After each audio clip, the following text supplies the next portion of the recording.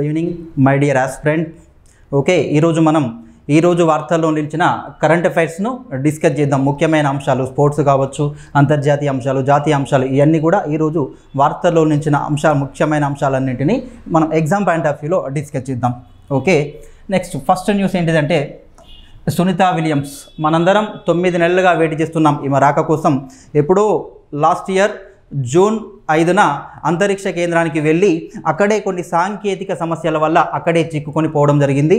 మరి ఆమె ఈరోజు ఉదయం అంటే మార్చి 19న భారత కాలమానం ప్రకారం తెల్లవారుజామున 3 గంటల 27 నిమిషాలకు మన భూమికి చేరడం జరిగింది. మన భారత సంతతి ఆస్ట్రోనాట్గా మనం చెప్పుకోవచ్చు. సునీత విలియమ్స్ మీ అందరికీ తెలిసే ఉంటుంది.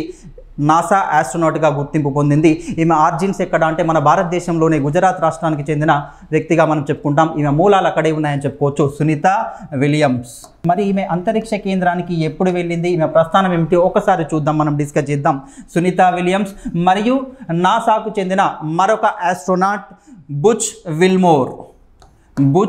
విల్మోర్ వీరిద్దరు కలిసి అంతరిక్ష యాత్రను చేపట్టడం జరిగింది. ఎప్పుడు జరిగింది వీరి అంతరిక్ష యాత్ర అంటే 2024 జూన్ 5న వీరి అంతరిక్ష యాత్ర జరిగింది.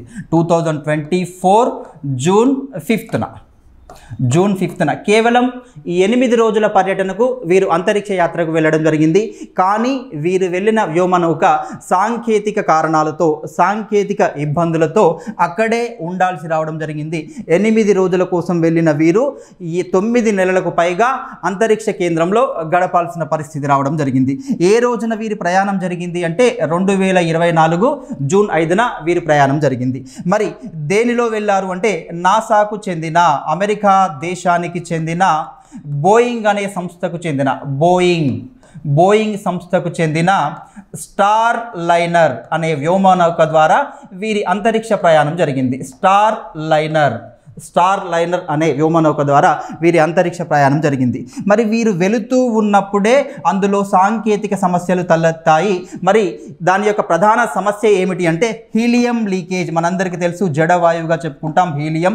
ఇందులో నుండి ఈ స్టార్ లైనర్ స్పేస్ క్రాఫ్ట్ నుండి హీలియం లీకేజ్ విపరీతంగా జరిగింది.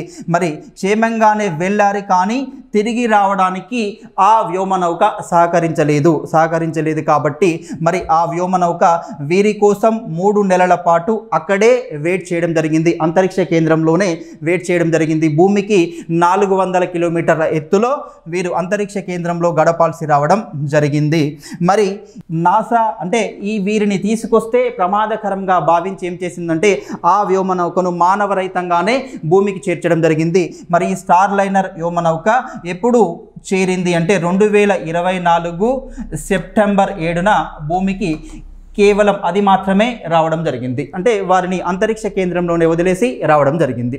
మరి చాలా రోజుల తర్వాత మళ్ళీ వీరిని ఎప్పుడు సురక్షితంగా భూమి మీదకి తీసుకొచ్చారు అంటే 2025 మార్చి 19న వీరి రాక, అంటే ప్రపంచమంతా ఎదురు చూస్తుంది వీరి రాక కోసం. 2025 మార్చి 19న మన ఇండియన్ టైం ప్రకారం, భారత కాలమానం ప్రకారం తెల్లవారుజామున 3 గంటల 27 నిమిషాలకు సురక్షితంగా వీరిద్దరితో పాటు అంతరిక్ష కేంద్రంలో ఉన్న మరొక 2 వ్యోమగాములు కూడా రావడం జరిగింది. మరి వారు ఎవరు అంటే అమెరికన్ ఆస్ట్రోనాట్ నిక్కీ హేగ్ మరియు మరొక వ్యోమగామి ఎవరు అంటే రష్యా దేశానికి చెందిన అలెగ్జాండర్ గుర్బనోవ్. ఈ 4 కలిసి భూమికి సురక్షితంగా చేరడం జరిగింది. మరి వీరు చేరిన వ్యోమనౌక ఏమిటి? మరి స్టార్ లైనర్ సాంకేతిక సమస్యలతో ఇబ్బంది పడింది కాబట్టి మరొక వ్యోమనౌకను ప్రయోగించడం జరిగింది.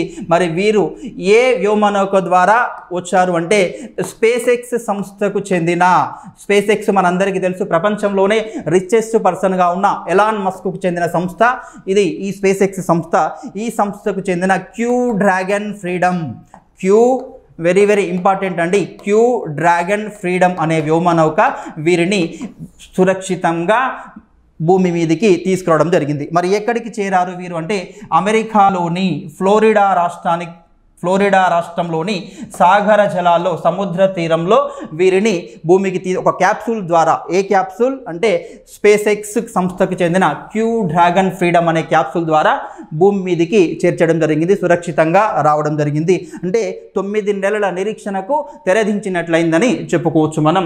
ఈ స్పేస్ ఎక్స్ క్యూ డ్రాగన్ ద్వారా వీరిని తీసుకురావడం జరిగింది. ఓకే, నెక్స్ట్ మరి ఈ సునీత విలియమ్స్ మరి అంతరిక్ష కేంద్రంలో 9 నెలల పాటు గడిపింది కదా.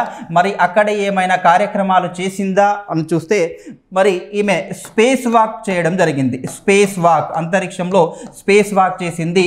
స్పేస్ వాక్ అంటే మొదటి స్పేస్ వాక్ ఎప్పుడు అంటే ఈ పర్యటనలో మొదటి స్పేస్ వాక్ జనవరి 6న స్పేస్ వాక్ చేసింది. 5.5 గంటల పాటు చేసిందండి. 5.5 అవర్స్ స్పేస్ వాక్ చేసింది. నెక్స్ట్ మరొక స్పేస్ వాక్ ఎప్పుడు చేసింది అంటే జనవరి 30న మరొక స్పేస్ వాక్ చేసింది. మొదటి స్పేస్ వాక్ నిక్కీ హేగ్తో చేసింది. ఇంతకుముందు మనం చెప్పుకున్నాం కదా, అమెరికన్ ఆస్ట్రోనాట్గా చెప్పుకునే నిక్కీ హేగ్తో చేసింది. రెండవ స్పేస్ వాక్ ఎవరితో కలిపి చేసింది అంటే బుచ్ విల్మోర్తో కలిపి చేసింది. ఇది 5 గంటల 26 నిమిషాల పాటు. ఎందుకు చెప్తున్నామంటే ఈ స్పేస్ వాక్ ద్వారా సునీత విలియమ్స్ ఒక ప్రపంచ రికార్డును సాధించడం జరిగింది. ఏమిటా ప్రపంచ రికార్డు? ఈమె సాధించిన స్పేస్ వాక్ రికార్డ్ ఏమిటి అంటే ప్రపంచంలోనే అత్యధిక కాలం పాటు స్పేస్ వాక్ చేసిన ఉమెన్ ఆస్ట్రోనాట్గా, మహిళా ఆస్ట్రోనాట్గా రికార్డు సృష్టించడం జరిగింది. మరి ఎన్ని గంటల పాటు ఈమె పూర్తిగా అంటే మొత్తంగా స్పేస్ వాక్ చేసింది అంటే వీటితో కలుపుకున్నట్లయితే 62 గంటల 6 నిమిషాల పాటు 62 నిమిషాల పాటు స్పేస్ వాక్ చేసి ప్రపంచ రికార్డు సృష్టించిందని చెప్పుకోవచ్చు. మరి ఈమె సృష్టించిన ప్రపంచ రికార్డు ఏమిటి అంటే ప్రపంచంలోనే అత్యధిక కాలం పాటు స్పేస్ వాక్ చేసిన మహిళా ఆస్ట్రోనాట్గా రికార్డు సృష్టించింది. మరి గతంలో ఈ అత్యధిక కాలం స్పేస్ వాక్ చేసిన రికార్డు ఎవరి పేరు మీద ఉంది అంటే అమెరికాకు చెందిన పెగ్గీ విట్సన్ పేరు మీదుగా ఉండేదండి. పెగ్గీ విట్సన్ ఈమె 60 గంటల 20 నిమిషాల పాటు స్పేస్ వాక్ చేసింది. గతంలో 60 గంటల 20 నిమిషాల స్పేస్ వాక్ చేసింది. ఆ రికార్డును ఎవరు బ్రేక్ చేశారు అంటే మన భారత సంతతి సునీత విలియమ్స్ గారు బ్రేక్ చేయడం జరిగింది. ఈ విధంగా స్పేస్ వాక్ చేసింది. ఇంకా అక్కడ ఆమె అంతరిక్ష కేంద్రానికి మరమ్మతులు చేసింది. 150కి పైగా మరమ్మతులు చేసింది. 150కి పైగా పరిశోధనలు చేసింది, మరమ్మతులు చేసిందని చెప్పుకోవచ్చు. మరియు అదేవిధంగా ఇంకొక ఇంపార్టెంట్ విషయం ఏమిటి అంటే అక్కడ ఒక తోట మొక్కను కూడా పెంచడం జరిగింది. సునీత విలియమ్స్ ఈ పర్యటన సందర్భంగా, ఈ అంతరిక్ష యాత్ర సందర్భంగా అంతరిక్ష కేంద్రంలో ఆమె పండించిన మొక్క ఏమిటి లేదా ఆమె పెంచిన తోట మొక్క ఏమిటి అంటే లెట్యూస్ మొక్కగా చెప్పుకోవచ్చు అండి. వెరీ వెరీ ఇంపార్టెంట్, లెట్యూస్ మొక్కగా చెప్పుకోవచ్చు. ఇంకా ప్రధానమైన విశేషం ఏమిటి అంటే అమెరికాలో మనకు లాస్ట్ నవంబర్ నెలలో అధ్యక్ష ఎన్నికలు జరిగాయని చెప్పుకోవచ్చు. మరి అధ్యక్ష ఎన్నికల్లో ఆమె అంతరిక్ష కేంద్రం నుండే ఓటు కూడా వేయడం జరిగింది. హ్యూస్టన్ అమెరికాలో ఒక ప్రసిద్ధ నగరంగా చెప్పుకోవచ్చు మనం హ్యూస్టన్ నగరం. ఈ హ్యూస్టన్ నగరంలోని నాసా మిషన్ సెంటర్ వారు ఒక ఎన్క్రిప్టెడ్ బ్యాలెట్ బాక్స్ను పంపించడం జరిగింది. ఆ బ్యాలెట్ బాక్స్ ద్వారా ఒక ఉపగ్రహం ద్వారా పంపిస్తే దానిలో ఆమె ఓటు వేసి మళ్ళీ తిరిగి దాన్ని ఈ హ్యూస్టన్ నగరానికి పంపించడం జరిగింది. ఈ విధంగా అంతరిక్షంలో నుండి కూడా ఓటు హక్కు వినియోగించుకొని రికార్డు సృష్టించింది అని చెప్పుకోవచ్చు మన సునీత విలియమ్స్ గారు. ఓకే, ఈ విధంగా ఈమె పర్యటన విజయవంతంగానే పూర్తి చేసుకొని, అంటే కొంచెం లేట్ అయినా కూడా విజయవంతంగానే పూర్తి చేసుకొని ఇండియా భూమి మీదికి తిరిగి రావడం జరిగింది. ప్రపంచం కూడా వీరి రాక కోసం అంటే ఏమి జరుగుతుందో ఏమో అని చాలా రోజుల పాటు నిరీక్షించడం జరిగింది. ఆ నిరీక్షణకు తెరదించుతూ ఈమె మన భూమి మీదికి రావడం జరిగింది. మరి సునీత విలియమ్స్ యొక్క మూలాలు ఎక్కడ? ఈమె మన ఇండియన్ ఆస్ట్రోనాట్ అంటే ఇండియన్ ఆర్జిన్ ఆస్ట్రోనాట్ అంటున్నాం కదా. మరి ఈమె మూలాలు ఎక్కడ అంటే ఈమె స్వరాష్ట్రం ఎక్కడ అంటే వీరి నాన్నగారిది గుజరాత్ రాష్ట్రం అండి. గుజరాత్ రాష్ట్రంలోని మొహిసన్ జిల్లాలోని జులాసన్ అనేది ఈమె స్వగ్రామంగా చెప్పుకోవచ్చు. జులాసన్. వీరి నాన్నగారు వృత్తిరీత్యా డాక్టర్. మరి ఆయన వృత్తిపరంగా అమెరికాకు వెళ్ళి అక్కడే స్థిరపడడం జరిగింది. ఈ సునీత విలియమ్స్ కూడా అక్కడే జన్మించడం జరిగింది. ఈ విధంగా మన ఇండియన్ ఆరిజిన్గా మనం చెప్పుకుంటాం. గుజరాత్ రాష్ట్రంలోని ఏ జిల్లాలో ఉంది అంటే మొహిసన్ జిల్లా అండి. మన ప్రజెంట్ మన ప్రైమ్ మినిస్టర్ గారైన నరేంద్ర మోడీ గారిది కూడా ఈ మొహిసన్ జిల్లా అని చెప్పుకుంటాం. మనం గతంలో చాలాసార్లు చెప్పుకున్నాం. ఆయన వడ్నగర్ అనే రైల్వే స్టేషన్లో ఛాయ్ అమ్మాడని చెప్పుకుంటాం. ఛాయ్ వాలాగా మనం డిస్కస్ చేస్తాం. మరి ఆ మొహిసన్ జిల్లాలోనే ఈ వడ్నగర్ అనేది కూడా ఉంది. అదే మొహిసన్ జిల్లాలో ఈ సునీతా విలియమ్స్ యొక్క స్వగ్రామం జులాసన్ కూడా ఉందని చెప్పుకోవచ్చు. ఓకే, మరి ఈమె అంతరిక్ష యాత్ర పర్యటన మొదటిసారిగా ఎప్పుడు జరిగింది అంటే మొదటిసారిగా 2006లో జరిగిందండి. 2006 డిసెంబర్లో 2006 డిసెంబర్లో మొదటిసారిగా అంతరిక్ష యాత్రను చేపట్టడం జరిగింది. 2006 డిసెంబర్ నుండి 2007 జూన్ వరకు మొదటి పర్యటన జరిగిందని చెప్పుకోవచ్చు. తర్వాత రెండవ పర్యటన ఎప్పుడు జరిగింది అంటే 2012లో 2012 to 13గా చెప్పుకోవచ్చు. మళ్ళీ తిరిగి మూడవ పర్యటన ఎప్పుడు అంటే మనం ఇంతకుముందు డిస్కస్ చేసిన 2024 జూన్ 5న జరిగింది. జూన్ 5 నుండి 2025 మార్చి 18 వరకు ఈమె పర్యటన అనేది మార్చి 19 వరకు ఈమె పర్యటన కొనసాగింది. మరి అంతరిక్షంలో ఇప్పటి వరకు సునీతా విలియమ్స్ ఎన్ని రోజుల పాటు గడిపింది అంటే 608 రోజుల 20 నిమిషాలుగా చెప్పుకోవచ్చు అండి. 608 రోజుల 20 నిమిషాల పాటు అంతరిక్ష యాత్ర చేపట్టిన మన ఇండియన్ ఆస్ట్రోనాట్గా మనం సునీతా విలియమ్స్ చెప్పుకుంటాం. ఓకే, ఈ విధంగా వీరు భూమిని అయితే సురక్షితంగా చేరడం జరిగింది. ఇంకొక అంశం గురించి డిస్కస్ చేద్దాం. మనందరం చూస్తున్నాం చాలా రోజుల నుండి రష్యా మరియు ఉక్రెయిన్ వార్ అనేది జరుగుతుంది. రష్యా మరియు ఉక్రెయిన్ ఈ రెండు దేశాల మధ్య యుద్ధం జరుగుతుంది. మరి ఈ యుద్ధానికి పాక్షికంగా అంటే తాత్కాలికంగా విరమింప చేయడానికి ట్రంప్ గారు, అమెరికా అధ్యక్షుడు ట్రంప్ గారు ఇటీవలే రంగంలోకి దిగడం జరిగింది. ఇటీవలే ఉక్రెయిన్ యొక్క అధ్యక్షుడు వ్లాదిమిర్ జెలెన్స్కీతో కూడా ఆయన చర్చలు జరపడం జరిగింది. అదేవిధంగా దాంతో పాటుగా రష్యా అధ్యక్షునితో పాటుగా వీరు అంటే ప్రత్యక్షంగా కలుసుకోవాలనుకున్నారు. కానీ అది వీలు పడక మొదటిసారిగా వీరిద్దరి అంటే యుద్ధం ప్రారంభమై 3 సంవత్సరాల తర్వాత వీరిద్దరి మధ్య చర్చలు జరిగాయి. అది ఫోన్లో జరిగాయండి. అంటే ఫోన్లో జరిగినా కూడా ఈ చర్చలు అనేవి అధికారికంగా జరిగినట్లుగానే వైట్ హౌస్ ప్రకటించింది. అమెరికా అధ్యక్ష భవనం వైట్ హౌస్ ప్రకటించింది. ఈ చర్చలు ఫోన్లో జరిగినా కానీ ఇవి అధికారికంగానే జరిగినట్లని చెప్పుకోవచ్చని ప్రకటించడం జరిగింది. ఓకే, ఎవరెవరి మధ్య చర్చలు జరిగాయి మరి ఈ రష్యా ఉక్రెయిన్ యుద్ధానికి తెరదించుతూ అంటే తాత్కాలికంగా విరామాన్ని ప్రకటించడం కోసం ఎవరెవరి మధ్య చర్చలు జరిగాయంటే అమెరికా అధ్యక్షుడు డొనాల్డ్ ట్రంప్ మరియు రష్యా అధ్యక్షుడు వ్లాదిమిర్ పుతిన్ మధ్య ఇరువురి మధ్య చర్చలు జరిగాయి. ఎప్పుడు జరిగాయి అంటే 2025 మార్చి 18న ఈ చర్చలు జరిగాయి. గంట సేపు చర్చలు జరిగాయి. మరి చర్చల సారాంశం ఏమిటి అంటే ఇరు దేశాల మధ్య జరుగుతున్న రష్యా మరియు ఉక్రెయిన్ మధ్య జరుగుతున్న యుద్ధానికి 1 నెల రోజుల పాటు అంటే తాత్కాలికంగా యుద్ధానికి విరమించాల్సిందిగా ట్రంప్ గారు పుతిన్ని కోరడం జరిగింది. ఆయన కూడా పుతిన్ సానుకూలంగా స్పందించడం జరిగింది. తాత్కాలికంగా యుద్ధానికి తెరదించినట్లయిందని చెప్పుకోవచ్చు. అంటే కాల్పుల విరమణకు మేము ఒప్పుకుంటున్నామని చెప్పి రష్యా అధ్యక్షుడు వ్లాదిమిర్ పుతిన్ గారు ఒప్పుకోవడం జరిగింది. ఓకే, మరి అదేవిధంగా ఇంకా కొన్ని కండిషన్స్ కూడా ట్రంప్ ముందు పుతిన్ గారు ఉంచడం జరిగింది. ఏమిటి అంటే మీరు ఇదివరకు ఏ విధంగానైతే ఉక్రెయిన్కు సైనిక సహాయం, నిఘా సహాయం, ఆర్థిక సహాయం చేస్తున్నారో ఇక నుండి వాటిని నిలిపేసినట్లయితే మేము యుద్ధ విరమణకు ఒప్పుకుంటాము, ఈ యుద్ధ విరమణకు ఒప్పుకుంటామని చెప్పి ప్రకటించడం జరిగింది. ఎవరు ప్రకటించారు? పుతిన్ గారు ప్రకటించారు.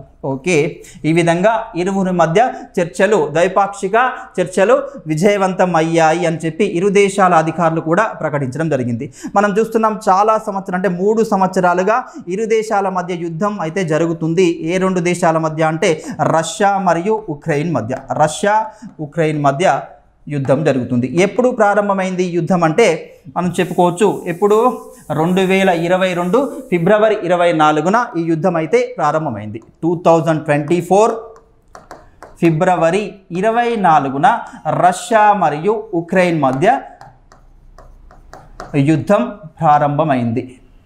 అంటే ఈ యుద్ధం ఇప్పుడే ప్రారంభమైందా ఇరు దేశాల మధ్య అంటే అంతకంటే ముందు 10 సంవత్సరాల క్రితమే ఒకసారి ప్రారంభమైందండి. ఒక్కసారి దాని పూర్వాపరాలు మనం డిస్కస్ చేద్దాం. అంటే యుద్ధం ఎప్పుడు ప్రారంభమైంది, ఆ భూభాగాన్ని ఎప్పుడు, ఉక్రెయిన్కి చెందిన భూభాగాలను ఎప్పుడు రష్యా మొదటిసారిగా ఆక్రమించిందో ఒక్కసారి చూద్దాం. 2014 ఫిబ్రవరిలో అండి, 2014 ఫిబ్రవరిలో ఉక్రెయిన్ దేశానికి చెందిన ఒక ప్రాంతాన్ని, ఉక్రెయిన్ ఆగ్నేయ ప్రాంతంలో ఉన్న ఒక ప్రాంతాన్ని రష్యా ఆక్రమించడం జరిగింది. ఏ ప్రాంతాన్ని ఆక్రమించింది అంటే క్రిమియా. మనందరికీ తెలుసు, వార్తల్లో నిలిచింది క్రిమియా. ఈ క్రిమియాను ఎవరు ఆక్రమించారని మనకు చాలా ఎగ్జామ్లో అడిగారు. రష్యా అనేది ఆక్రమించింది. ఏ దేశానికి చెందిన ప్రాంతం?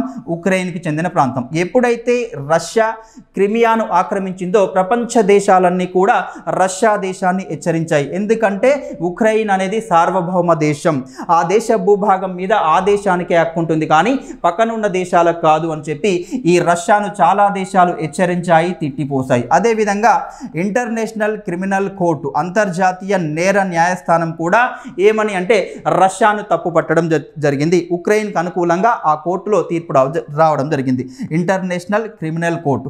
అదేవిధంగా ఐక్యరాజ్య సమితికి చెందిన మానవ హక్కుల మండలి, మనం దాన్ని UNHRCగా చెప్పుకుంటామండి. UNHRC, United Nations Human Rights కౌన్సిల్గా చెప్పుకుంటాం. ఈ ఐక్యరాజ్య సమితి మానవ హక్కుల మండలిలో జరిగిన ఓటింగ్లో కూడా రష్యాకు వ్యతిరేకంగానే చాలా దేశాలు ఓటేయడం జరిగింది. అంటే రష్యా చేసిన మంచి పని కాదు, రష్యా చేసింది మంచి పని కాదు, ఈ క్రిమియాను ఆక్రమించడం నేరపూరిత చర్యగా తప్పుపట్టడం జరిగింది. UNHRC, ఐక్యరాజ్య సమితి మానవ హక్కుల మండలి, మరియు ICC కూడా. ఓకే, ప్రపంచ దేశాల ఆంక్షల మేరకు, ప్రపంచ దేశాలు హెచ్చరించిన మేరకు ఈ రెండు దేశాలు కూడా చర్చలు జరుపుకున్నాయండి. Very very important. మనకి ఇది కూడా చాలా సార్లు అడిగారండి. ఈ క్రిమియాను ఆక్రమించిన తర్వాత, రష్యా ఆక్రమించిన తర్వాత ఇరు దేశాల మధ్య శాంతి చర్చలు జరిగాయి. వాటిని మనం ఏమంటామంటే మిన్స్క్ ఒప్పందం అంటాం. మిన్స్క్ ఒప్పందంగా చెప్పుకోవచ్చు. Okay, Minsk agreement. మనకు చాలా సార్లు గతంలో అడిగింది ఏమిటంటే మిన్స్క్ అగ్రిమెంట్ అనేది ఏ రెండు దేశాల మధ్య జరిగింది? ఏ రెండు దేశాలు? రష్యా మరియు ఉక్రెయిన్ మధ్య. ఎప్పుడు జరిగాయి? 2015లో జరిగింది ఒప్పందం. అంటే ఏ దేశ భూభాగాలను ఆ దేశం కాపాడుకోవాలి, పరాయి దేశం మీద ఆ పరాయి దేశ భూభాగాలను ఆక్రమించుకోకూడదు అనే ఉద్దేశంతో ఈ మిన్స్క్ ఒప్పందం జరిగింది. మరి ఎక్కడ జరిగింది మిన్స్క్ ఒప్పందం అంటే ఈ రెండు దేశాలకు, రష్యా మరియు ఉక్రెయిన్ దేశాలకు సరిహద్దు ప్రాంతంలో ఉన్న బెలారస్ దేశంలో జరిగింది. మిన్స్క్ అనేది ఏం లేదండి, బెలారస్ యొక్క క్యాపిటల్ సిటీగా చెప్పుకుంటాం. అంటే ఆ దేశంలో జరిగింది, ఆ దేశంలోని ఆ ప్రాంతంలో జరిగింది కాబట్టి దీన్ని మిన్స్క్ ఒప్పందంగా మనం చెప్పుకోవచ్చు. మిన్స్క్ ఒప్పందం. ఓకే, మరి ఈ మిన్స్క్ ఒప్పందం తర్వాత రష్యా దీనికే కట్టుబడి ఉందా అంటే దీనికి కట్టుబడి లేదండి, దీనికి కట్టుబడి లేదు. మళ్ళీ ఆ ఒప్పందానికి తూట్లు పొడుస్తూనే ఎక్కడ ఈ ప్రాంతంలో ఉక్రెయిన్ దేశంలోని ఏ ప్రాంతం అంటే తూర్పు ప్రాంతంలో డాన్బాస్ అనే ప్రాంతం ఉంది. ఈ డాన్బాస్ అనే ప్రాంతంలో రష్యా అనుకూలంగా ఉన్న వ్యక్తులకు ఆయుధాలను సరఫరా చేయడం, ఆర్థికంగా సాయం చేయడం చేస్తూ వచ్చింది. ఎప్పటి వరకు? 2015 నుండి 2022 వరకు ఆయుధాలను సరఫరా చేస్తూ వారిని రెచ్చగొట్టుతూ ఉక్రెయిన్ సాధారణ పౌరుల మీద దాడులకు దిగే విధంగా రెచ్చగొడుతూ వస్తూ ఇక్కడ ఏం చేసిందంటే ఈ డాన్బాస్ అనే ప్రాంతంలో రెండు ప్రాంతాలు ఉన్నాయి. ఒకటి దొహాన్స్క్ అనే ప్రాంతం, రెండవది లుహాన్స్క్ అనే ప్రాంతం. ఈ ప్రాంతాలను ఉక్రెయిన్ ప్రమేయం లేకుండా దొహాన్స్క్ అండ్ లుహాన్స్క్ ఈ రెండు ప్రాంతాలను కూడా స్వతంత్ర రాజ్యాలుగా ప్రకటిస్తూ దీని మీద సర్వ హక్కులు మాకే ఉన్నాయి, దీనికోసం ఎవరైనా ముందుకు వస్తే, ఈ ప్రాంతాలను ఆక్రమించుకోవడానికి ఏ దేశమైనా ముందుకు వస్తే మేము దేనికైనా వెనుకాడం, ఇక నుండి మేము దీనిపై యుద్ధాన్ని ప్రకటిస్తామని ప్రకటించడం జరిగింది. ఎప్పుడు ప్రకటించారు అంటే 2022 ఫిబ్రవరి 24న ఈ యుద్ధం అనేది ప్రారంభమైంది. ఎప్పుడు? దొహాన్స్క్ మరియు లుహాన్స్క్ను స్వతంత్ర రాజ్యాలుగా ప్రకటించిన రోజునే రష్యా మరియు ఉక్రెయిన్కు యుద్ధం అనేది ప్రారంభమైంది అని చెప్పుకోవచ్చు. మరి అప్పుడు ప్రారంభమైన ఈ యుద్ధానికి ఆయన ట్రంప్ అంటే ఏం చేస్తూ ట్రంప్ దీన్ని విరమించాలి, ఏదైనా దేశాల మధ్య భూభాగ సమస్యలు ఉంటే, తీర ప్రాంత సమస్యలు ఉంటే శాంతియుతంగా పరిష్కరించుకోవాలి, కానీ చర్చల ద్వారా పరిష్కరించుకోవాలి, కానీ ఇలా యుద్ధం చేసి సాధారణ పౌరులను ను మరణించే విధంగా యుద్ధం చేస్తే సరికాదని చెప్పి ట్రంప్ గారు రంగంలోకి దిగడం జరిగింది. తాత్కాలికంగా ఆయన చేసిన ఈ చర్చల ద్వారా తాత్కాలికంగా యుద్ధానికి విరమిస్తున్నట్లుగా పుతిన్ గారు అంగీకరించడం జరిగింది. ఓకే, ఇది యుద్ధ నేపథ్యంగా చెప్పుకోవచ్చు. ఎప్పుడు ప్రారంభమైందంటే మొదటగా ఎప్పుడు ప్రారంభమైందంటే క్రిమియాను ఆక్రమించుకోవడంతో 2014లో ప్రారంభమైంది. తర్వాత దానికి బదులుగా అంటే యుద్ధానికి బదులుగా శాంతి చర్చలు జరిగాయి. దాన్నే మనం మిన్స్క్ అగ్రిమెంట్ లేదా మిన్స్క్ ఒప్పందం అంటాం. ఎప్పుడు జరిగాయంటే 2015లో జరిగాయండి. మరి ఎక్కడ జరిగాయంటే బెలారస్, అంటే ఇరు దేశాలకు సరిహద్దు దేశమైన బెలారస్ యొక్క రాజధాని మిన్స్క్ నగరంలో వీటిని నిర్వహించడం జరిగింది. ఎప్పుడు 2015లో జరిగాయి. మరి ఆ మిన్స్క్ ఒప్పందానికి తూట్లు పొడుస్తూ మరి ఈ ప్రాంతాలను డాన్బాస్ ప్రాంతంలోని దొహాన్స్కు అండ్ లుహాన్స్కు ప్రాంతాలను స్వతంత్ర రాజ్యాలుగా, అంటే ఇవి ఉక్రెయిన్ చెందిన ప్రాంతాలే కానీ వాటిని ఎవరు స్వతంత్ర రాజ్యాలుగా ప్రకటించారు? రష్యా దేశం ప్రకటించడంతో ఇలా ఈ ఇరు దేశాల మధ్య యుద్ధం అనేది ప్రారంభమైంది. అప్పుడు ప్రారంభమైన యుద్ధం ఇంకా కొనసాగుతూనే ఉందని చెప్పుకోవచ్చు. మరి ప్రపంచంలో అత్యధికంగా సైనిక శక్తి కలిగిన దేశాల్లో, అంటే అత్యంత శక్తివంతమైన మిలిటరీ కలిగిన దేశాల్లో రష్యా 2వ స్థానంలో ఉందండి. రష్యా ఏ స్థానంలో ఉంది? 2వ స్థానంలో ఉంది. ఓకే, మరి ఉక్రెయిన్ ఏ స్థానంలో ఉంది అంటే 22వ స్థానంలో ఉంది. మరి 3 సంవత్సరాల పాటు అంటే మిలిటరీలో, శక్తివంతమైన మిలిటరీలో ఉక్రెయిన్ అనేది రష్యా కంటే చాలా వెనుకబడి ఉందని చెప్పుకోవచ్చు. చాలా వెనుకబడి ఉంది. ఉక్రెయిన్ 22వ స్థానంలో ఉంది. అయినా కూడా రష్యాతో ఎందుకు పోటీ పడుతుంది? మరి రష్యాతో ధీటుగా ఎందుకు పోటీ పడుతుందంటే ఈ ఉక్రెయిన్ అనే దేశానికి యూరప్ కంట్రీస్, యూరోపియన్ యూనియన్ దేశాలన్నీ కూడా ఆర్థికంగా సైనిక పరంగా సహాయ సహకారాలు అందిస్తున్నాయి. వాటన్నింటికి మించి ఇంకా ఏం సహాయ సహకారాలు అందిస్తున్నాయి అంటే నాటో కూటమి, మనందరికీ తెలుసు నార్త్ అట్లాంటిక్ ట్రిటీ ఆర్గనైజేషన్ కూటమి కూడా దీనికి సహాయ సహకారాలను అందించడం జరుగుతుంది. ఏ దేశానికి? ఉక్రెయిన్ దేశానికి. ఈ వీరిద్దరి మధ్య చర్చల సందర్భంగా పుతిన్ ఒక ప్రతిపాదన కూడా తీసుకొచ్చాడండి. ఏమిటి అంటే ట్రంప్ గారికి ఒక ప్రతిపాదన చేశాడు. ఏమిటి అంటే ఎట్టి పరిస్థితుల్లో ఉక్రెయిన్ అనే దేశాన్ని నాటోలో చేర్చుకోకూడదు, యూరోపియన్ యూనియన్, ఈయూగా చెప్పుకుంటాం మనం, యూరోపియన్ యూనియన్లో చేర్చుకోకూడదు అని ఒక కండిషన్ కూడా పెట్టడం జరిగింది. మరి ఎందుకు ఈ నాటోలో చేర్చుకోకూడదని ఆయన కండిషన్ పెట్టాడు అంటే దానికి ఒక రీజన్ ఉందండి. దానికి ఒక రీజన్ ఉంది. ఏమిటి ఆ రీజన్ అంటే నాటో అనేది 1949లో ఏర్పడిందండి. ఒక్కసారి చూద్దామండి. నాటో ఎప్పుడు ఏర్పడిందంటే 1949లో ఏర్పడిందండి. నార్త్ అట్లాంటిక్ ట్రిటీ ఆర్గనైజేషన్, ఉత్తర అట్లాంటిక్ తీర ప్రాంతంలో ఉన్న కొన్ని దేశాలన్నీ కలిసి ఒక కూటమిగా ఒక మిలిటరీ వ్యవస్థను ఏర్పాటు చేసుకోవడం జరిగింది. ఎప్పుడు అంటే 1949లో ఏర్పాటు చేసుకున్నవి. ప్రస్తుతం దీనిలో సభ్య దేశాల సంఖ్య ఎంత అంటే 32 దేశాలండి. 32 దేశాలుగా మనం చెప్పుకోవచ్చు. రీసెంట్గా మనకు తెలంగాణలో జరిగిన టీజీపీఎస్సీ గ్రూప్ 3 ఎగ్జామ్లో కూడా అడిగారండి. 32వ దేశం ఏమిటి, 31వ దేశం ఏమిటి అని కూడా అడిగారు. అంటే రీసెంట్గా 2024లో ఇందులో 32వ దేశంగా చేరింది ఏమిటి అంటే స్వీడన్ దేశంగా చెప్పుకోవచ్చు. ఇది 32. 31 31వ దేశంగా ఏమిటి అంటే ఫిన్లాండ్ దేశం అండి. ఇది కూడా అడిగారండి, ఫిన్లాండ్ దేశం. ఓకే, ఈ 2 దేశాలు అంటే ఇది 2024లో చేరింది, ఇది 2023లో చేరిందండి. ఈ దేశాల చేరికతో ప్రస్తుతం దీని సభ్య దేశాల సంఖ్య ఎంత అంటే 32 దేశాలుగా చెప్పుకోవచ్చు. ఓకే, మరి నాటో రాజ్యాంగం ప్రకారం, నాటో రాజ్యాంగంలోని ఆర్టికల్ 5 ఏం చెప్తుంది అంటే ఈ 32 దేశాల్లో, అంటే ఇందులో ఉన్న సభ్య దేశాలు ఎన్ని దేశాలు ఉంటే అన్ని సభ్య దేశాలలో ఏ దేశం పైననైనా వేరే ఏదైనా బయటి దేశం దాడి చేస్తే, ఆక్రమించడానికి ప్రయత్నిస్తే, దాడి చేస్తే 32 దేశాలు కూడా సమిష్టిగా మూకుమ్మడిగా ఆ దేశంపై దాడి చేయవచ్చు, ఆ దేశంపై యుద్ధానికి దిగవచ్చు అని ఇందులో ఆర్టికల్ 5 చెప్తుంది. కాబట్టి రష్యా అంటే ఉక్రెయిన్ కనుక ఇందులో చేరినట్టయితే, ఉక్రెయిన్ ఇందులో చేరితే పరిణామం ఏమిటి అంటే ఈ 32 దేశాలు కూడా మా దేశం అంటే మా సభ్య దేశంపై నువ్వు దాడికి దిగావని చెప్పి ప్రతిగా రష్యాపై దాడికి దిగుతుంది. కాబట్టి నాటోలో మీరు చేర్చుకోకూడదనే కండిషన్ కరాఖండిగా ఆయన ట్రంప్ ముందు ఉంచడం జరిగింది. ఓకే, నాటో మరియు ఇంకా ఏ కూటమిలో అంటే యూరోపియన్ యూనియన్. ఇది ఏమిటి అంటే యూరోప్ కంట్రీస్, బాగా డెవలప్డ్ కంట్రీస్గా మనం చెప్పుకుంటాం. ఆ డెవలప్డ్ కంట్రీస్ అన్నీ కూడా వీటికి సైనిక సహాయ సహకారాలు అందిస్తున్నాయి, ఆర్థిక సహకారాలు అందిస్తున్నాయి. ఏ దేశానికి? ఉక్రెయిన్ దేశానికి. కాబట్టి ఈ 2 గనక మీరు ఒప్పుకున్నట్లయితే నేను యుద్ధానికి తెరదించుతాను, యుద్ధానికి ముగింపు పలుకుతానని ట్రంప్ ముందట ఆయన స్పష్టం చేయడం జరిగింది. ఓకే, ఇది ఇరువురి మధ్య ఇటీవల అంటే రీసెంట్గా నిన్న మార్చ్ 18న జరిగిన చర్చల సారాంశంగా చెప్పుకోవచ్చు. ఇరు దేశాల మధ్య, ఏ రెండు దేశాల మధ్య అంటే ట్రంప్ మరియు రష్యా అధ్యక్షుడు పుతిన్ మధ్య జరిగిన చర్చలుగా చెప్పుకోవచ్చు.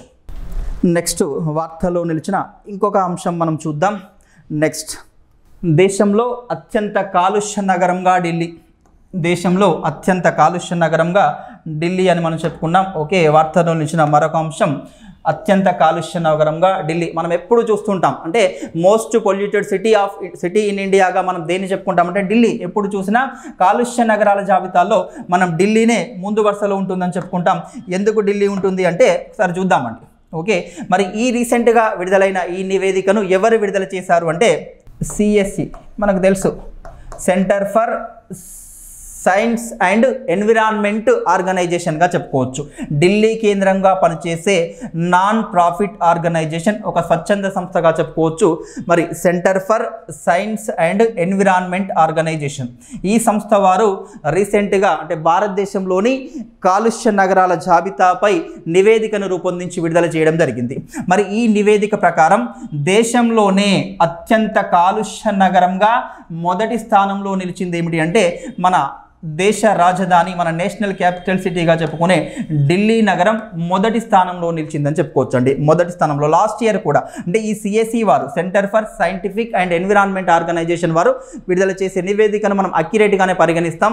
మనకి ఎగ్జామ్ పాయింట్ ఆఫ్ వ్యూలో వీళ్ళు విడుదల చేసే నివేదికలను కూడా చాలాసార్లు అడగడం జరిగిందండి. మరి దేశంలోనే అత్యంత కాలుష్య నగరంగా మొదటి స్థానంలో నిలిచిన నగరం ఏమిటి అంటే ఢిల్లీ నగరంగా చెప్పుకోవచ్చు. మరి దాని తర్వాత రెండవ కాలుష్య నగరంగా నిలిచిన నగరం ఏమిటంటే west Bengal capital city Calcutta రెండవ స్థానంలో నిలిచింది. మూడవ స్థానంలో నిలిచింది ఏమిటి అంటే ముంబై, మహారాష్ట్రకు చెందిన మన ముంబై నగరం మూడవ స్థానంలో నిలిచింది. నాలుగవ స్థానం వచ్చేసి బెంగళూరు అండి, కర్ణాటక క్యాపిటల్ సిటీ, మన science city, space city, telecom city, technology సిటీగా చెప్పుకునే మన గార్డెన్ సిటీగా చెప్పుకునే బెంగళూరు, కర్ణాటక క్యాపిటల్ సిటీ బెంగళూరు నాలుగవ స్థానంలో నిలిచింది. ఐదవ స్థానంలో టాప్ 5 కనుక మేము తీసుకున్నట్టయితే చెన్నై నగరం నిలిచిందండి. చెన్నై నగరం టాప్ 5 పొజిషన్లో అంటే 5th పొజిషన్లో నిలిచింది. ఇవి దేశంలోని అత్యంత కాలుష్య నగరాలుగా సిఎస్సి సంస్థ విడుదల చేసిన నివేదికలో మనకు వెల్లడైంది.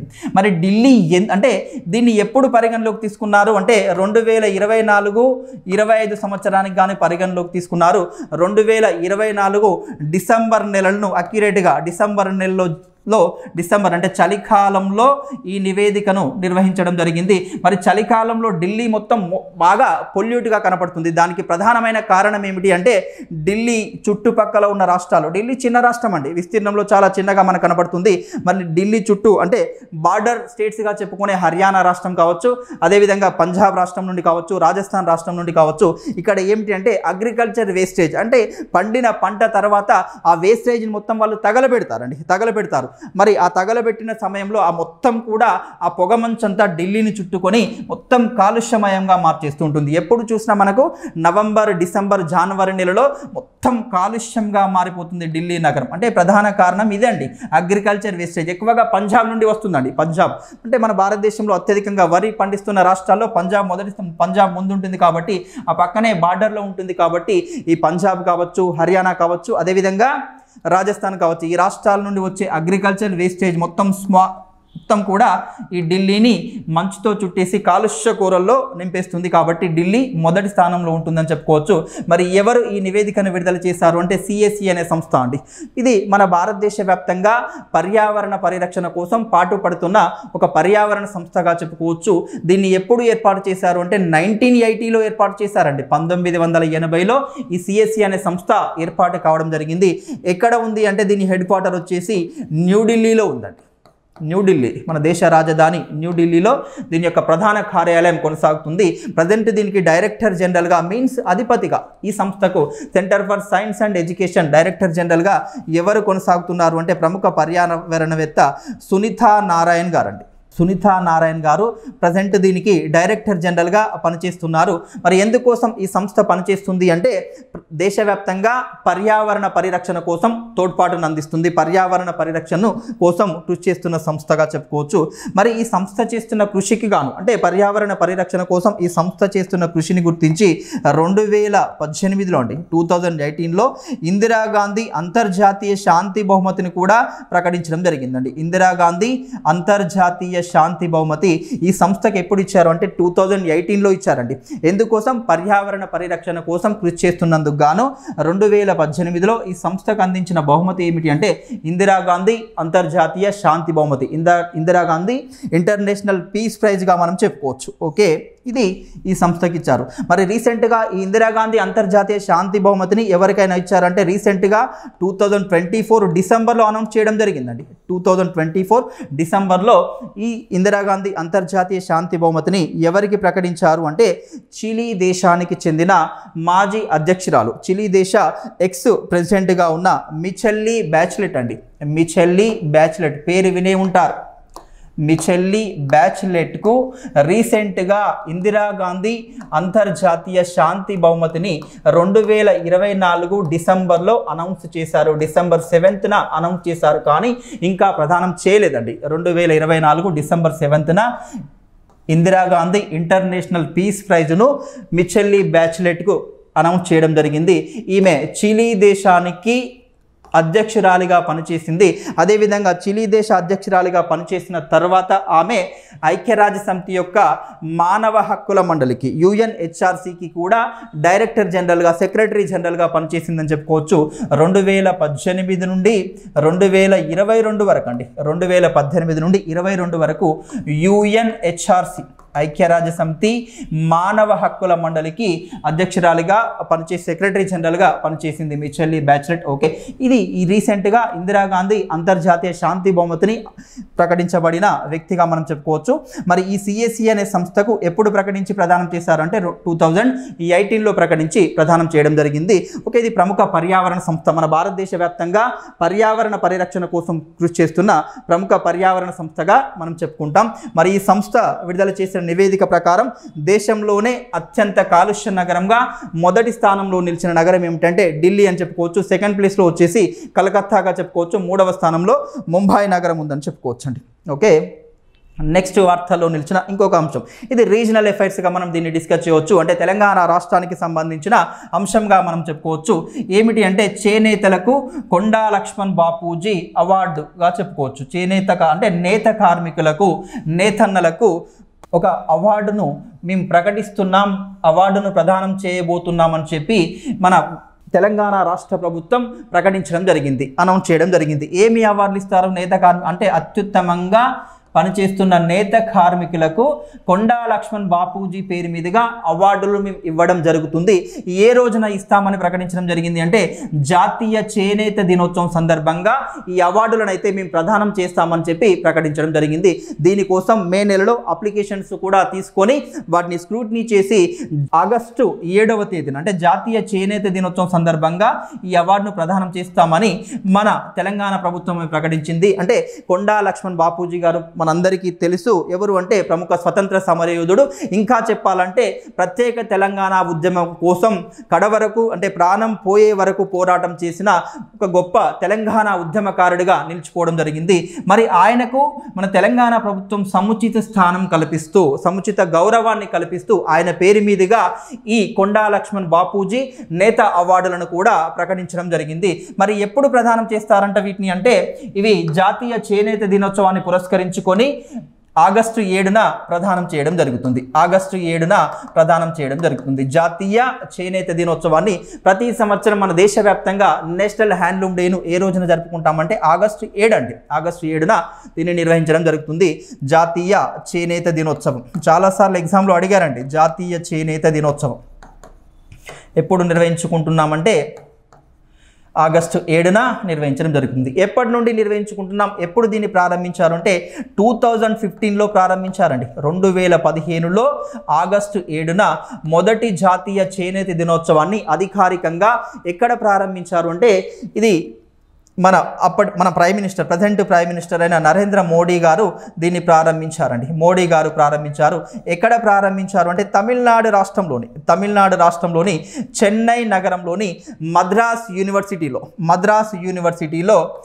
మొదటిసారిగా ప్రారంభించడం జరిగింది. మొదటి జాతీయ చేనేత దినోత్సవాన్ని ఎవరితో కలిసి ఆయన ప్రారంభించారు అంటే అప్పటి తమిళనాడు రాష్ట్ర ముఖ్యమంత్రి వర్యులు దివంగత జయలలిత గారితో కలిసి ఈ జాతీయ చేనేత దినోత్సవాన్ని మొదటిసారిగా ప్రారంభించారు. ఓకే, ఇది ఆగస్టు 7గా చెప్పుకోవచ్చు. ఏ ఇయర్ ప్రారంభించారంటే 2015లో. మరి దీని యొక్క ప్రాముఖ్యత ఏమిటి, ఎందుకోసం దీన్ని ప్రారంభించాల్సి వచ్చింది అంటే మనం ఒకప్పుడు మన నేతన్నలు నేసిన నేత వస్త్రాలు ఇక్కడి వస్త్రాలనే వాడేవాళ్ళం. కానీ మారుతున్న టెక్నాలజీకి అనుగుణంగా నాగరికతకు అనుగుణంగా ఇప్పుడు ఏమిటంటే అన్ని ఇంపోర్టెడ్ వస్త్రాలు ఇంపోర్టెడ్ క్లాత్స్నే వాడుతున్నాం. కాబట్టి మరి మన దగ్గర నేసిన ఈ వస్త్రాలనే వాడాలి, స్వదేశీ వస్త్రాలనే వాడాలి, దీన్ని ప్రోత్సహించాలి, స్వదేశీ వస్త్రాలను ప్రోత్సహించాలని చెప్పి ఈ ఉద్దేశంతో దీన్ని ప్రారంభించడం జరిగింది.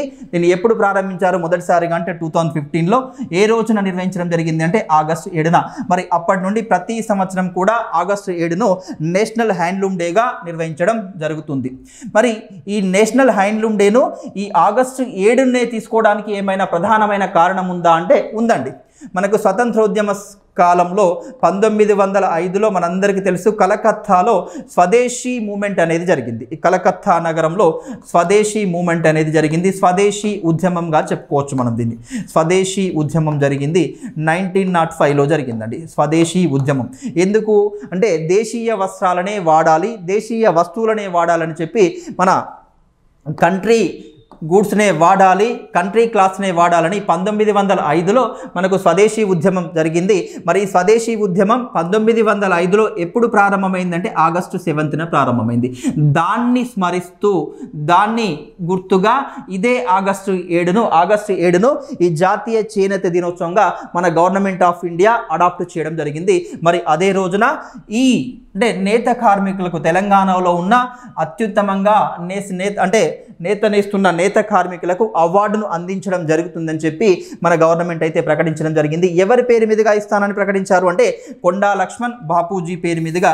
మనందరికీ తెలుసండి స్వతంత్రోద్యమ కాలంలో ఈయన జైలుకు కూడా వెళ్ళడం జరిగింది కొండా లక్ష్మణ్ బాపూజీ గారు. అంటే 1942లో జరిగిన క్విట్ ఇండియా ఉద్యమ సమయంలో కూడా బ్రిటిష్ వారికి వ్యతిరేకంగా పోరాటం చేస్తూ ఆయన జైలు జీవితాన్ని కూడా గడపడం జరిగింది కొండా లక్ష్మణ్ బాపూజీ. ఈయన ఆసిఫాబాద్ అంటే అప్పుడు ఉమ్మడి ఆదిలాబాద్ జిల్లా ఆసిఫాబాద్లో జన్మించడం జరిగింది. ఆసిఫాబాద్ జిల్లాలోని వాంకిడిలో అంటే అప్పుడు ఉమ్మడి ఆదిలాబాద్ ఇప్పుడు ఆసిఫాబాద్ జిల్లా కావడం జరిగిందండి. కొమరంభీం ఆసిఫాబాద్గా చెప్పుకోవచ్చు. వాంకిడిలో జన్మించాడు. మరి మొదటగా స్వతంత్రోద్యమంలో పాల్గొని తర్వాత మన ప్రత్యేక రాష్ట్ర సాధనకై కూడా అంటే తన ప్రాణం ఉన్నంత వరకు పోరాటం చేయడం జరిగిందని చెప్పుకోవచ్చు కొండా లక్ష్మణ్ బాపూజీ. 1952లో మొదటిసారిగా ఆసిఫాబాద్ నుండి ఎమ్మెల్యేగా కూడా ఎన్నిక కావడం జరిగింది. శాసనసభ సభ్యునిగా కాంగ్రెస్ పార్టీ నుండి ఎన్నిక కావడం జరిగిందండి 1952లో మొదటిసారిగా. తర్వాత చినకొండూరు మరియు అదేవిధంగా భువనగిరి నుండి కూడా శాసనసభ్యునిగా తర్వాత కాలంలో ఎన్నిక కావడం జరిగింది.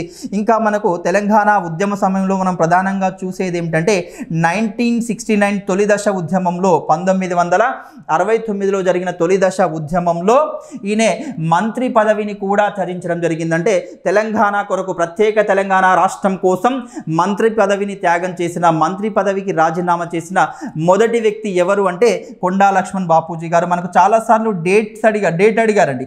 ఎప్పుడు ఆయన రాజీనామా చేశారు అంటే 1969 మార్చి 28న రాజీనామా చేయడం జరిగింది. 1969 మార్చి 28న ప్రత్యేక తెలంగాణ రాష్ట్రం కోసం ఈయన మంత్రి పదవిని రాజీనామా చేయడం జరిగింది. అంటే కాసు బ్రహ్మానందరెడ్డి మంత్రివర్గంలో ఆయనప్పుడు జౌళి శాఖ మాత్యులుగా టెక్స్టైల్ మినిస్టర్గా పనిచేస్తున్నాడు. మరి ఆయన మంత్రిగా పనిచేస్తున్న కాలంలో మరియు శాసనసభ్యునిగా పనిచేస్తున్న కాలంలో కూడా ఎప్పుడు కూడా ఆయన నేతన్నల కోసం అంటే నేత కార్మికుల కోసం వారి హక్కుల కోసం పోరాటం చేయడం జరిగింది. కాబట్టి అందుకనే ఈ నేత కార్మికులకు ఆయన పేరు మీదుగా అవార్డు ఇవ్వాలని మన తెలంగాణ ప్రభుత్వం నిర్ణయించడం జరిగింది. కొండా లక్ష్మణ్ నేత అవార్డులుగా ప్రకటించడం జరిగిందండి. ఓకే, ఇంకా ఆయన మనం చూసుకోవచ్చండి. ఈయన యొక్క నివాసం ఏమిటి అంటే జలదృశ్యంగా చెప్పుకుంటాం. జలదృశ్యం 1958లో ఈ జలదృశ్యాన్ని ఆయన ఏర్పాటు చేసుకోవడం జరిగింది. మనందరికీ తెలుసు ఈ జలదృశ్యం ఎక్కడ ఉంది అంటే హైదరాబాద్లోని నెక్లెస్ రోడ్లో అండి. హుస్సేన్ సాగర్ తీరాన ప్రజెంట్ మనం నెక్లెస్ రోడ్ అని పిలుస్తున్నాం. ఈ నెక్లెస్ రోడ్లో 1958లో ఆయన యొక్క నివాసం అంటే కొంత భూమిని కొనుగోలు చేసి అక్కడ ఒక గృహాన్ని నిర్మించుకోవడం జరిగింది. దాన్నే మనం జలదృశ్యం అంటాం. ఈ జలదృశ్యం అంటే తర్వాతి కాలంలో ఇప్పుడున్న బీఆర్ఎస్ అంటే అలియాస్ టీఆర్ఎస్ పార్టీ 2001లో ఆవిర్భవించినప్పుడు ఈ టీఆర్ఎస్కు అంటే టీఆర్ఎస్ పార్టీకి కార్యాలయాన్ని తన ఇంటినే అందించడం జరిగింది. ఈ జలదృశ్యాన్ని అందించడం జరిగిందని చెప్పుకోవచ్చు. తర్వాత పరిణామాల్లో 2002లో అండి అప్పటి చంద్రబాబు ప్రభుత్వం ఏం చేసిందంటే ఈయన యొక్క జలదృశ్యాన్ని పూర్తిగా నేలమట్టం చేయడం జరిగింది. తర్వాత మనకు హైకోర్టు ఏం చెప్పిందంటే ఈ జలదృశ్యం అనేది అక్రమంగా నిర్మించిన కట్టడం కాదు, ఇది కొండా లక్ష్మణ్ బాపూజీకి సంబంధించింది చెప్పి తీర్పు కూడా రావడం జరిగింది. ఓకే, మరి ఈ కొండా లక్ష్మణ్ బాపూజీ గారు పేరు మీదుగా 2014లో మన తెలంగాణలో ఏర్పాటైన ఉద్యానవన యూనివర్సిటీకి అంటే మన హార్టికల్చర్ యూనివర్సిటీకి ఈయన పేరే పెట్టడం జరిగిందండి. అంటే తెలంగాణ ప్రభుత్వం ఆయన చేసిన ప్రత్యేక రాష్ట్రం కోసం ఆయన చేసిన పోరాటాన్ని గుర్తిస్తూ కొండా లక్ష్మణ్ బాపూజీ ఉద్యానవన విశ్వవిద్యాలయంగా అంటే హార్టికల్చర్ యూనివర్సిటీకి ఆయన పేరు పెట్టడం జరిగింది. ఎప్పుడు అంటే 2014లో అండి. 2014లో ఈయన పేరును పెట్టడం జరిగింది. ఓకే, మరి కొండా లక్ష్మణ్ బాపూజీ పేరు మీదుగా ఇటీవల తెలంగాణ రాష్ట్రం ఏ అవార్డును ప్రకటించింది, ఎవరికి పేరు మీదుగా ఇస్తున్నారు, ఎవరికి అందజేస్తున్నారు అంటే నేత కార్మికులకు ఈ అవార్డును అందించడం జరుగుతుంది. ఓకే, నెక్స్ట్ వార్తల్లో నిలిచిన మరొక అంశం ఏమిటి అంటే హాకీ ఇండియా అవార్డ్స్ అండి. ఇది స్పోర్ట్స్ న్యూస్గా మనం చెప్పుకోవచ్చు. Hockey India awards. Hockey India అనేది మనందరికీ తెలుసు, మన ఇండియన్ హాకీ ఫెడరేషన్నే మనం హాకీ ఇండియాగా చెప్పుకుంటాం. అంటే ఒక సంవత్సర కాలంలో అద్భుతంగా అత్యుత్తమంగా రాణించిన ఆటగాళ్లను బెస్ట్ ప్లేయర్ని ఎంపిక చేసి ఉమెన్స్ విభాగంలో ఒకరికి మెన్స్ విభాగంలో ఒకరికి అవార్డును అందజేయడం జరుగుతుంది. మరి ఈ సంవత్సరం అంటే 2023-24 సంవత్సరానికి గాను రీసెంట్గా మార్చ్ 18న ప్రకటించడం జరిగిందండి 2024 హాకీ ఇండియా అవార్డ్స్ను ప్రకటించడం జరిగింది. 2 ప్లేయర్లకు ప్రకటించడం జరిగింది. మెన్స్ విభాగంలో ఎవరికి ప్రకటించారంటే best hockey player in India అత్యుత్తమ ఆటగాడిగా ఈ ఏటి అత్యుత్తమ ఆటగాడిగా మన భారత హాకీ కెప్టెన్గా ప్రస్తుతం కొనసాగుతున్న హర్మన్ ప్రీత్ సింగ్ మనందరికీ తెలుసు. ఈ మధ్య కాలంలో మన టీంను అత్యద్భుతంగా టీంలో రాణిస్తూ టీంను ముందు విజయాల పరంపర వైపు కొనసాగిస్తున్న హర్మన్ ప్రీత్ సింగ్ గారికి ఈ సంవత్సరం బెస్ట్ మెన్స్ ప్లేయర్గా అత్యుత్తమ హాకీ ఆటగాడిగా ఆయనను ఎంపిక చేయడం జరిగింది. హర్మన్ ప్రీత్ సింగ్ ప్రస్తుతం మన హాకీ టీంకు కెప్టెన్గా కొనసాగుతున్నాడండి. ఓకే, ఈయనకు బెస్ట్ మెన్స్ విభాగంలో బెస్ట్ అవార్డును అందించడం జరిగింది. మరి ఈ అవార్డు ఈయన అందుకోవడం 2వసారి అండి. గతంలో ఎప్పుడు వచ్చిందంటే 2021లో అండి. 2021లో మెన్స్ విభాగంలో అందుకున్నాడు. తర్వాత మళ్ళీ ఈ సంవత్సరం అంటే 2024 సంవత్సరానికి గాను అత్యుత్తమ ఆటగాడిగా ఎవరు ఎంపిక అయ్యారు అంటే హర్మన్ ప్రీత్ సింగ్ ఎంపిక కావడం జరిగింది. ప్రస్తుతం మన హాకీ కెప్టెన్గా ఉన్నాడు. ఓకే, ఇది మెన్స్ విభాగం. నెక్స్ట్ ఉమెన్స్ విభాగంలో ఎవరికి లభించింది అంటే ప్రస్తుతం మన ఉమెన్స్ టీంలో అంటే మన మహిళల హాకీ జట్టులో గోల్ కీపర్గా కొనసాగుతున్న సవితా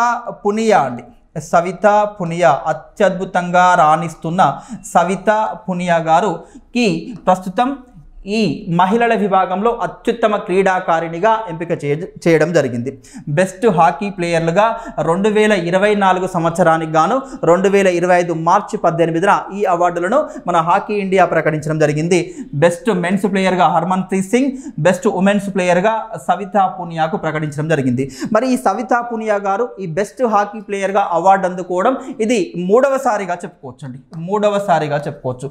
గతంలో ఎప్పుడు అందుకుంది అంటే 2022-2023 సంవత్సరానికి అంటే వరుసగా 3వసారిగా చెప్పుకోవచ్చు. వరుసగా 3వసారి అందుకున్న మొదటి మహిళా క్రీడాకారిణిగా కూడా ఈ సవితా పునియా రికార్డును అయితే సృష్టించడం జరిగింది. ఓకే, సవితా పునియా మరి ఇద్దరికి ఇచ్చే అవార్డు పేరేమిటి అంటే మన హాకీ టీంలో 1970-80లో అత్యద్భుతంగా రాణించిన ఒక మాజీ క్రీడాకారుడి పేరు మీదుగా ఈ అవార్డును అయితే అందించడం జరుగుతుంది. మరి ఏమి అవార్డు అంటే బల్బీర్ సింగ్ అవార్డుగా చెప్పుకోవచ్చు. అంటే వీరికి ఇచ్చే అవార్డు పేరు పేరు ఏమిటి అంటే బల్బీర్ సింగ్ అవార్డు అండి.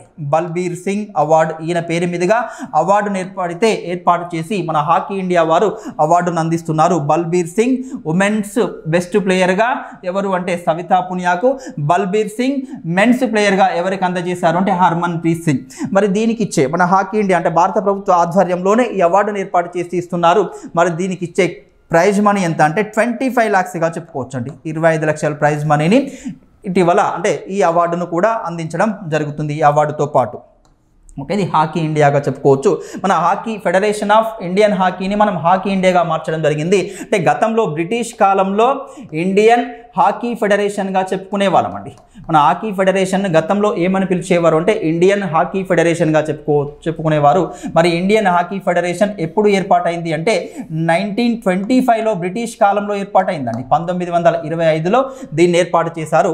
మరి ఆ 1925లో ఏర్పాటు చేసిన ఇండియన్ హాకీ ఫెడరేషన్ను మన భారత ప్రభుత్వం 2009లో దేనిగా మార్చింది అంటే హాకీ ఇండియాగా మార్చడం జరిగింది. అంటే ప్రజెంట్ హాకీ ఫెడరేషన్ మనం ఏమని పిలుస్తున్నామంటే హాకీ ఇండియాగా, ఇండియన్ హాకీ ఫెడరేషన్నే దేనిగా మారిపోయిందంటే హాకీ ఇండియాగా మారిపోవడం జరిగింది. మరి ఎప్పుడు దీన్ని ఏర్పాటు చేశారు అంటే 2009లో ఏర్పాటు చేశారండి. 2009లో హాకీ ఇండియాగా పేరు మార్చడం జరిగింది. మరి దీని యొక్క హెడ్ క్వార్టర్ ఎక్కడ అంటే న్యూఢిల్లీలో ఉందండి. దీని యొక్క ప్రధాన కార్యాలయం వచ్చేసి ఎక్కడ అంటే న్యూఢిల్లీలో కలదు. ప్రజెంట్ దీనికి అధ్యక్షుడిగా ఎవరు కొనసాగుతున్నారు అంటే మన భారత మాజీ హాకీ క్రీడాకారుడు దిలీప్ టిర్కీ అండి. దిలీప్ టిర్కీ మనకు అడుగుతున్నారండి. కొన్ని సంస్థల యొక్క అధిపతులు, ఇలాంటి అసోసియేషన్ల అధిపతులను కూడా మనకు అంటే ఎగ్జామ్లో రిపీటెడ్గా అడుగుతున్నారు. మరి ప్రజెంట్ హాకీ ఇండియాకు అధ్యక్షులుగా ఎవరు కొనసాగుతున్నారు అంటే దిలీప్ టిర్కీ గారు. అంటే గతంలో మాజీ అంటే మన భారత జట్టు హాకీకి ప్రాతినిధ్యం వహించిన ఆటగాడిగా చెప్పుకోవచ్చు. గతంలో ఏమిటంటే ఈ క్రీడా సంస్థలకు రాజకీయ నాయకులే ప్రాతినిధ్యం వహించేవారు. కానీ నరేంద్ర మోడీ 2014లో ప్రధానమంత్రి అయ్యాక వాటికి ఆ ఆనవాయితీకి ముగింపు పలికి క్రీడాకారులే నియమించడం జరుగుతుంది. ఫర్ ఎగ్జాంపుల్ మనం ఇప్పుడు చూసుకుంటే మన ఇండియన్ ఒలింపిక్ అసోసియేషన్కు గతంలో రాజకీయ నాయకులే ప్రాతినిధ్యం వహించేవారు, ప్రెసిడెంట్ కావచ్చు, వైస్ ప్రెసిడెంట్ కావచ్చు. కానీ దానికి ముగింపు పలుకుతూ 2019లో మనందరికీ తెలుసు ఇండియన్ ఒలింపిక్ అసోసియేషన్కు ప్రెసిడెంట్గా ఎవరిని చేశారు అంటే మన ఇండియన్ గ్రేట్ స్ప్రింటర్ ఎవరిని అంటే పిటి ఉష గారిని అండి. పిటి ఉషను దీనికి అంటే ఇండియన్ ఒలింపిక్ అసోసియేషన్కు ప్రెసిడెంట్ను చేయడం జరిగిందండి. ఓకే, ఇది హాకీ ఇండియా అవార్డ్స్గా మనం చెప్పుకోవచ్చు. Hockey India awards. Next hockey India awards best men's ప్లేయర్గా హర్మన్ ప్రీత్ సింగ్, ఉమెన్ ప్లేయర్గా సవితా పునియాకు అందించడం జరిగింది. ఓకే, ఇంకా నెక్స్ట్ చివరిగా ఇంకొక అంశం అండి, ఆయుష్మాన్ ఖురానా. మనందరికీ తెలుసు ఆయుష్మాన్ ఖురానా ఫేమస్ బాలీవుడ్ యాక్టర్గా చెప్పుకోవచ్చు. Famous Bollywood actor Ayushmann Khurrana. ఈయన వార్తల్లో నిలవడం జరిగింది రీసెంట్గా. ఎందుకు వార్తల్లో నిలిచాడు అంటే మన కేంద్ర ప్రభుత్వంలోని స్పోర్ట్స్ మినిస్ట్రీ మన కేంద్ర క్రీడా మంత్రిత్వ శాఖ వారు ఒక కార్యక్రమానికి అంటే దేశంలో ప్రతిష్టాత్మకంగా కొనసాగుతున్న ఫిట్ ఇండియా అనే కార్యక్రమానికి ఈయనను ఐకాన్గా అపాయింట్ చేయడం జరిగింది. ఫిట్ ఇండియా కార్యక్రమానికి అపాయింట్ చేయడం జరిగింది. ఫిట్ ఇండియా మనందరికీ తెలుసు అంటే ఇది 2019లో భారత ప్రభుత్వం ప్రతిష్టాత్మకంగా తీసుకొచ్చిన ఒక కార్యక్రమంగా చెప్పుకోవచ్చు ఫిట్ ఇండియా కార్యక్రమం. ఈ ఫిట్ ఇండియా కార్యక్రమానికి ఐకాన్గా కేంద్ర క్రీడల శాఖ మంత్రి గారు మాన్సుఖ్ మాండవీయ గారు అనౌన్స్మెంట్ అయితే చేయడం జరిగింది. ఫిట్ ఇండియా కార్యక్రమానికి బ్రాండ్ అంబాసిడర్గా లేదా ఐకాన్గా ప్రముఖ బాలీవుడ్ నటుడు ఆయుష్మాన్ ఖురానాను నియమిస్తూ ప్రకటించడం జరిగింది. ఆయుష్మాన్ ఖురానా మనందరికీ తెలుసు ప్రముఖ బాలీవుడ్ యాక్టర్ మరియు సింగర్ కూడా మరియు యాంకర్గా కూడా రాణిస్తున్నాడు. టెలివిజన్ యాంకర్గా కూడా వ్యాఖ్యాతగా కూడా రాణిస్తున్న యాక్టర్గా చెప్పుకోవచ్చు ఆయుష్మాన్ ఖురానా. ఈ ఫిట్ ఇండియా కార్యక్రమానికి బ్రాండ్ అంబాసిడర్గా కేంద్ర క్రీడా శాఖ మంత్రి ఎవరు ప్రకటించారు అంటే మాన్సుఖ్ మాండవీయ ప్రకటించడం జరిగింది. ఓకే, మరి ఏమిటి ఫిట్ ఇండియా కార్యక్రమం అంటే ప్రస్తుతం ఉన్న యువత కొన్ని వ్యసనాలకు అంటే కొన్ని లైఫ్ స్టైల్ని కూడా మార్చివేయడం జరుగుతుంది. మరి వారి లైఫ్ స్టైల్ హెల్తీగా ఉండాలి, ఫిట్గా ఉండాలనే ఉద్దేశంతో 2019లో మన ప్రధానమంత్రి నరేంద్ర మోడీ గారు ఈ కార్యక్రమాన్ని తీసుకోవడం జరిగింది. 2019లో ఈ కార్యక్రమాన్ని జాతీయ క్రీడా దినోత్సవం సందర్భంగా ఆగస్టు 29న ఫిట్ ఇండియా కార్యక్రమాన్ని ప్రారంభించడం జరిగింది. అంటే యువతలో మార్పు తీసుకురావాలి, లైఫ్ స్టైల్లో చేంజ్ తీసుకురావాలి, ఇందులో ప్రధానంగా యువతను భాగస్వామ్యం చేయాలన్న ఉద్దేశంతో ఈ ఫిట్ ఇండియా కార్యక్రమాన్ని ఎవరు ప్రారంభించారు అంటే నరేంద్ర మోడీ గారు ప్రారంభించారు. ఏ రోజున ప్రారంభించారు అంటే నేషనల్ స్పోర్ట్స్ డే. మనకు తెలుసు ప్రముఖ హాకీ లెజెండ్గా చెప్పుకునే ధ్యాన్ చంద్ జన్మదినం సందర్భంగా జాతీయ క్రీడా దినోత్సవాన్ని ప్రతి సంవత్సరం మనం ఆగస్టు 29న జరుపుకుంటాం. అదే ఆగస్టు 29నే ఈ ఫిట్ ఇండియా కార్యక్రమాన్ని నరేంద్ర మోడీ గారు న్యూఢిల్లీలో ప్రారంభించడం జరిగింది. మరి ఈ కార్యక్రమానికి రీసెంట్గా మార్చి 18న ఒక బ్రాండ్ అంబాసిడర్ను నియమిస్తూ కేంద్ర క్రీడా శాఖ మంత్రి అయిన మాన్సుఖ్ మాండవీయ గారు ప్రకటించడం జరిగింది. ఎవరిని ప్రకటించారు అంటే ఆయుష్మాన్ ఖురానా అండి. Ayushmann Khurrana famous Bollywood actor. మరి అంటే 2012లో విక్కీ డోనార్ అనే సినిమాతో ఆయన పరిచయం కావడం జరిగింది. మరి ఆయన అద్భుత నటనకు గాను 2018లో నేషనల్ ఫిలిం అవార్డు కూడా రావడం జరిగిందండి. జాతీయ చలనచిత్ర అవార్డును కూడా ఆయుష్మాన్ ఖురానా గారు అందుకోవడం జరిగింది. మరి ఏ సినిమాలో నటించినందుకు గాను ఉత్తమ నటుడుగా మరి ఆయనకు అవార్డు లభించింది అంటే ఆంధాధున్ అండి. ఆంధాధున్ అనే బాలీవుడ్ మూవీ, హిందీ మూవీలో ఒక అంధుడిగా బ్లైండ్ పర్సన్గా నటించి విమర్శకుల మెప్పును కూడా పొందడం జరిగింది. ఆంధాధున్ సినిమాలో నటించినందుకు గాను జాతీయ చలనచిత్ర అవార్డును కూడా ఈయన అందుకోవడం జరిగింది. ఎవరు? ఆయుష్మాన్ ఖురానా. ఎప్పుడు కూడా యాక్టివ్గా సోషల్ మీడియాలో యాక్టివ్గా ఉంటాడు. మరి ఆయనే ఈ యువతను సన్మార్గంలో పెంపొందించడం అంటే సన్మార్గం వైపు నడిపించడానికి, మరి మంచి అలవాట్లు పెంపొందించుకోవడానికి, వారిని ప్రమోట్ చేయడానికి, హెల్త్ పరంగా వారిని ప్రమోట్ చేయడానికి, ఆరోగ్యకరమైన హెల్త్ పరంగా ప్రమోట్ చేయడానికి ఆయనను ఈ కార్యక్రమానికి ఫిట్ ఇండియా కార్యక్రమానికి బ్రాండ్ అంబాసిడర్గా నియమించడం జరిగింది. నెక్స్ట్ ఇంకా మళ్ళీ తదుపరి క్లాస్లో మళ్ళీ డిస్కస్ చేద్దాం. ఓకే, థ్యాంక్ యూ అండి.